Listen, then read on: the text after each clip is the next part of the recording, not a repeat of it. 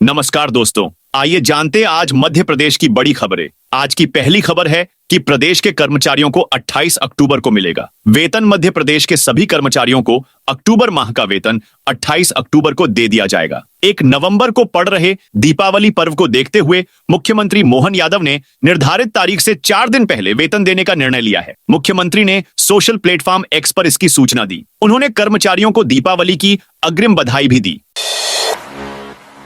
कांग्रेस विधायक को बना दिया भाजपा का सदस्य। मध्य प्रदेश के पूर्व मंत्री और कांग्रेस विधायक लखन घनघोरिया को मोबाइल पर भारतीय जनता पार्टी का सदस्य बनने के लिए बधाई का मैसेज आया है। इसके बाद कांग्रेस नेता ने भाजपा के सदस्यता अभियान को फर्जी बताया है। वहीं भाजपा का कहना है कि कांग्रेस नेता खुद ही मिस्ड कॉल करते हैं, फिर मैसेज आने पर बताते हैं कि हमें सदस्य बनाया जा रहा है। शिवराज की सीट बुधनी से रमाकांत भार्गव लड़ेंगे। चुनाव मध्य प्रदेश में बुधनी और विजयपुर सीट पर होने वाले उपचुनाव के लिए भाजपा ने अपने प्रत्याशियों का ऐलान कर दिया है। बुधनी सीट से पूर्व सांसद रमाकांत भार्गव को प्रत्याशी बनाया है, जबकि विजयपुर सीट से वन मंत्री रामनिवास रावत को टिकट दिया गया है। दोनों सीटों पर 13 नवंबर को उपचुनाव होगा। 23 नवंबर को नतीजे आएंगे।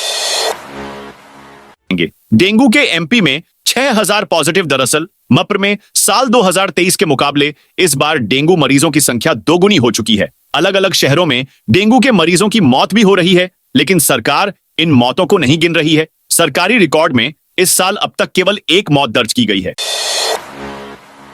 इंदौर, रतलाम समेत कई जिलों में बारिश। मध्य प्रदेश से मानसून विदा हो चुका है, लेकिन कई जिलों में बारिश का दौर जारी है। ट्रफ और साइक्लोनिक सर्कुलेशन सिस्टम के एक्टिव होने से ऐसा मौसम है। शनिवार को इंदौर, रतलाम समेत 7 जिलों में तेज बारिश हुई। खरगोन में 1.5 इंच पानी गिर गया। धार में भी तेज बारिश हुई। बैतूल, खंडवा और पांढुर्णा जिलों में भी हल्की बारिश का दौर बना रहा। खरगोन और पांढुर्णा में मंडी परिसर में रखा मक्का भीग गया। वहीं पांढुर्णा में आकाशीय बिजली गिरने से एक युवक की मौत भी हो गई। नगर निगम का अवैध कॉलोनियों पर चला बुलडोजर। छिंदवाड़ा में जिला कलेक्टर शीलेंद्र सिंह के निर्देश पर नगर निगम अमला इन दिनों शहर में लगातार कार्रवाई कर रहा है। शनिवार को कलेक्टर के आदेश पर जिला प्रशासन के राजस्व दल एवं नगर निगम अमले ने पुलिस प्रशासन के सहयोग से शहर में विकसित हो रही अवैध कॉलोनियों पर सख्त कार्रवाई की। इसके लिए 4 दलों का गठन किया। इन दलों ने शहर के विभिन्न हिस्सों में बन रही अवैध कॉलोनियों की संरचनाओं को ध्वस्त कर दिया। ईएसआईसी के अस्पताल का पीएम मोदी कर सकते हैं लोकार्पण। दौर सांसद शंकर लालवानी ने कहा कि कर्मचारी राज्य बीमा निगम ईएसआईसी द्वारा बनाया जा रहा अस्पताल का पीएम नरेंद्र मोदी दिवाली तक लोकार्पण कर सकते हैं। अस्पताल बनने से संगठित क्षेत्र के हजारों छोटे बड़े कर्मचारियों को लाभ मिलेगा। इसका भूमि पूजन 7 जुलाई 2021 को किया गया था। इसकी लागत 378 करोड़ रुपए आई है। वर्तमान में यह 300 बेड का है। आने वाले समय में 200 बेड बढ़ाए जा सकते हैं। आने वाले समय में यहां मेडिकल कॉलेज भी शुरू किया जाएगा। यह बात शनिवार को मीडिया से चर्चा करते हुए लालवानी ने कही। लव जिहाद के आरोपी की चौथी बार जमानत निरस्त। इंदौर हाई कोर्ट ने लव जिहाद के आरोपी अशरफ मंसूरी उर्फ आशू की जमानत चौथी बार खारिज कर दी है। आरोपी ने पीड़िता से ऐप के जरिए दोस्ती की थी, पीड़िता के साथ ज्यादती की और धर्म परिवर्तन के लिए दबाव भी बनाया। मामले में पीड़िता के एडवोकेट प्रशांत वर्मा का कहना है कि संभवतः यह पहला मौका है जब लव जिहाद के आरोपी की हाई कोर्ट से 4 बार जमानत रद्द हुई है। नावेल्टी मार्केट की दुकानों पर फिलहाल नहीं होगी कार्रवाई। लक्ष्मी नावेल्टी मार्केट की बेसमेंट दुकानों पर कार्रवाई करने पर हाई कोर्ट ने रोक लगा दी है। नगर निगम की तरफ से 12 दुकानों को 3 दिन में खाली करने और पार्किंग में बदलने के नोटिस दिए गए थे, जिसके खिलाफ हाई कोर्ट में याचिका लगाई गई थी। यह याचिका हाई कोर्ट में याचिकाकर्ता महिमा मोरियानी की ओर से लगाई गई। याचिकाकर्ता ने कोर्ट में कहा कि इन दुकानों को स्टोर रूम के रूप में मंजूरी मिली हुई है और वहीं नक्शे के अनुसार ही उनका उपयोग हो रहा है।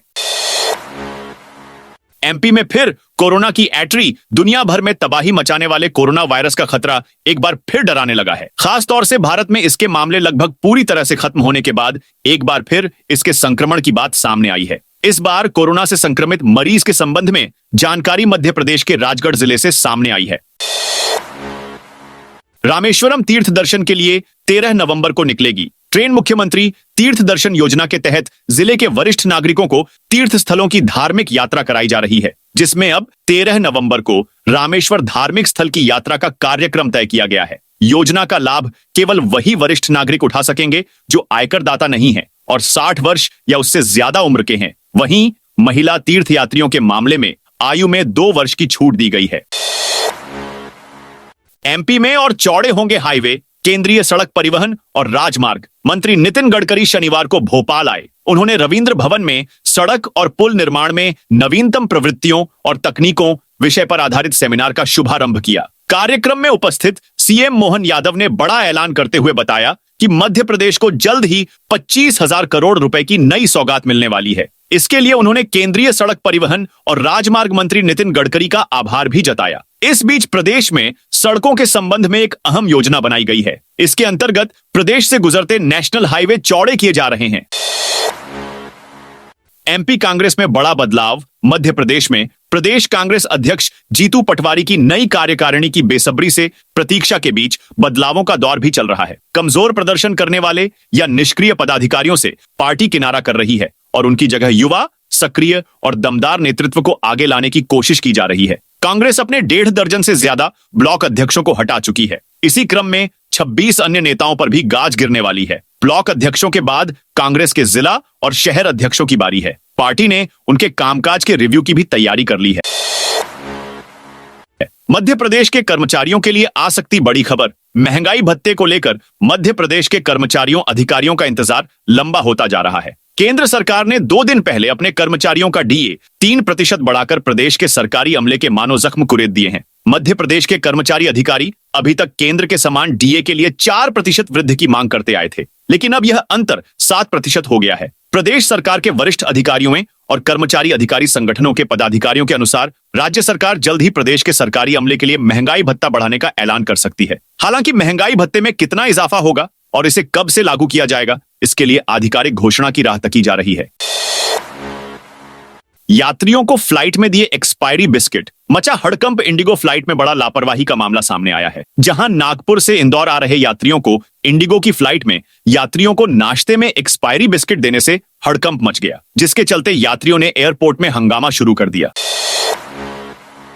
ग्वालियर से इंदौर आया 10 क्विंटल मावा जब्त। खाद्य विभाग ने शनिवार को इंदौर में 3 इमली बस स्टैंड पर ग्वालियर से आई सुनील ट्रैवल्स की बस से 10 क्विंटल मावा और मिठाई जब्त की। विभाग को सूचना मिली थी कि मिलावटी मावा की सप्लाई हो रही है, जिसके बाद कार्रवाई करते हुए बस की साइड डिक्की से 15 से ज्यादा बॉक्स बरामद किए गए। इनमें मावा और मिठाई दोनों शामिल थे। टीआई समेत 6 पुलिस वालों पर एफआईआर के आदेश। मध्य प्रदेश हाईकोर्ट ने अनूपपुर के भालूमाड़ा थाने के टीआई समेत 6 पुलिस वालों पर एफआईआर के आदेश दिए हैं। कोर्ट ने यह भी कहा है कि इस थाने के पूरे स्टाफ का तबादला 900 किलोमीटर दूर किया जाए, जिससे ये लोग जांच प्रभावित न कर पाएं। अगर 3 महीने के अंदर आदेश का पालन नहीं होता है तो डीजीपी के खिलाफ अवमानना की कार्रवाई की जाएगी। मामला 17 सितंबर 2023 का है। टीआई समेत 6 पुलिसकर्मियों पर मोजर बेयर कंपनी के सुपरवाइजर के साथ मारपीट करने और झूठा केस बनाने का आरोप है। शनिवार को इस मामले में हाईकोर्ट में सुनवाई हुई। मध्य प्रदेश के 3,50,000 कर्मचारी पेंशनर्स को मिलेगी अतिरिक्त वेतन वृद्धि साल 2005 से पहले 1 जनवरी से 1 जुलाई के बीच। नियुक्त मध्य प्रदेश के करीब 2 लाख कर्मचारी और 1,50,000 पेंशनरों को 5वें वेतनमान में एक वेतन वृद्धि का लाभ मिलेगा। पेंशनर्स वेलफेयर एसोसिएशन की याचिका पर सुनवाई करते हुए जबलपुर हाईकोर्ट की मुख्य न्यायाधीश वाली डबल बेंच ने यह फैसला सुनाया है। कोर्ट ने सरकार को नोटिस देकर 4 हफ्ते में कर्मचारियों पेंशनरों को वेतन वृद्धि कर 6ठे वेतनमान में वेतन का निर्धारण करने के आदेश दिए हैं। कोर्ट ने आदेश का पालन कराने की जिम्मेदारी एडवोकेट जनरल को सौंपी है। नीमच में स्कूली छात्र छात्राओं को बांटी गई साइकिल। नीमच जिले के कुकड़ेश्वर नगर स्थित शासकीय पीएम श्री कन्या उच्चतर माध्यमिक विद्यालय परिसर में शनिवार दोपहर को स्कूली छात्र छात्राओं को साइकिल वितरण का कार्यक्रम आयोजित किया गया। कार्यक्रम में मनासा विधायक अनिरुद्ध माधव मारू मुख्य अतिथि के रूप में उपस्थित रहे, जिन्होंने स्कूली छात्र छात्राओं को साइकिल बांटे। पटाखों के अवैध स्टोरेज पर प्रशासन की छापामार कार्रवाई। जिला प्रशासन ने शनिवार शाम 4 बजे पटाखों के अवैध स्टोरेज पर छापेमारी की। प्रशासन को रिहायशी इलाके में पटाखों का भंडार होने की सूचना मिली थी, जिसके बाद यह कार्रवाई की गई। जानकारी के मुताबिक छत्रसाल नगर में आदित्य निगम के मकान में दीपावली के त्योहार को लेकर अवैध तरीके से पटाखे का भंडारण किया गया था, जहां प्रशासन ने छापेमार कार्रवाई करते हुए आदित्य निगम के मकान से 2 लाख से अधिक के पटाखे जब्त किए हैं। शाजापुर में डॉक्टर और बीजेपी पार्षद के बीच कहासुनी। शाजापुर के जिला अस्पताल में शनिवार को नगर पालिका के स्वास्थ्य और स्वच्छता समिति के सभापति दुष्यंत सोनी अपने हाथ की कलाई में दर्द होने पर दिखाने के लिए शनिवार सुबह जिला अस्पताल पहुंचे। वहां ड्यूटी डॉक्टर सौरभ अलावा से एक्सरे करवाने की बात पर कहासुनी हो गई। दो थानों में दिग्विजय सहित 42 कांग्रेसियों पर एफआईआर। राजगढ़ जिले के 2 थानों में पूर्व मुख्यमंत्री दिग्विजय सिंह व कांग्रेस जिलाध्यक्ष प्रकाश पुरोहित, पूर्व विधायक सहित 42 कांग्रेसियों पर हाईवे पर जाम करने को लेकर एफआईआर दर्ज की गई है। जबकि राजगढ़ के बरखेड़ा में सड़क पर जाम लगाने पर 2 पूर्व विधायक सहित 1 दर्जन से अधिक कांग्रेस कार्यकर्ताओं पर प्रतिबंधात्मक कार्रवाई की गई है। नगर निगम में 45 दिन से पोर्टल में खामी कटनी शहर के नागरिकों को नगर निगम में पिछले 45 दिनों से जन्म और मृत्यु प्रमाण पत्र बनवाने के लिए भटकना पड़ रहा है। इसका मुख्य कारण है निगम के पोर्टल का बार बार खामी आना है। इस समस्या के चलते नगर निगम कार्यालय में आने वाले लोग लगातार परेशान हो रहे हैं, क्योंकि उनका जरूरी प्रमाण पत्र समय पर नहीं बन पा रहे हैं। नगर निगम के कर्मचारियों पर भी इस समस्या का असर पड़ रहा है। नीमच में 1 नवंबर को मनाएं दीपावली। इस बार दीपावली पर्व कब मनाएं, इसे लेकर संशय की स्थिति है। कुछ लोग 31 अक्टूबर तो कुछ 1 नवंबर को मनाने की बात कर रहे हैं। ऐसे में नीमच जिले में दीपावली कब मनाई जाए, इस संशय को खत्म करने के लिए श्री कर्मकांडीय विप्र परिषद ने शनिवार शाम को भूतेश्वर महादेव मंदिर में बैठक की।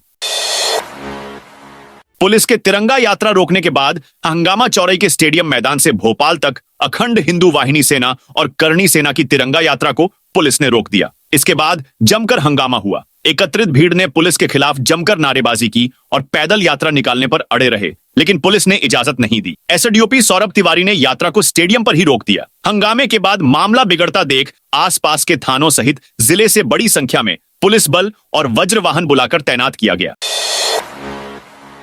इस यूनिवर्सिटी ने कर दी 80 छात्रों की परीक्षाएं निरस्त। विश्वविद्यालय प्रशासन की हर संभव कवायद और समझाइश के बाद भी परीक्षाओं में नकल पर अंकुश नहीं लग पा रहा है। इसीलिए विवि प्रशासन ने सख्त रुख अपनाते हुए वर्ष 2023 से 24 में परीक्षा में अनुचित साधन का उपयोग करते हुए पकड़े गए 80 विद्यार्थियों की संबंधित विषय की परीक्षाएं निरस्त कर दी हैं। कार्रवाई से पहले विद्यार्थियों से जवाब मांगे गए थे, लेकिन समिति के पदाधिकारी उनकी दलीलों से संतुष्ट नहीं हुए।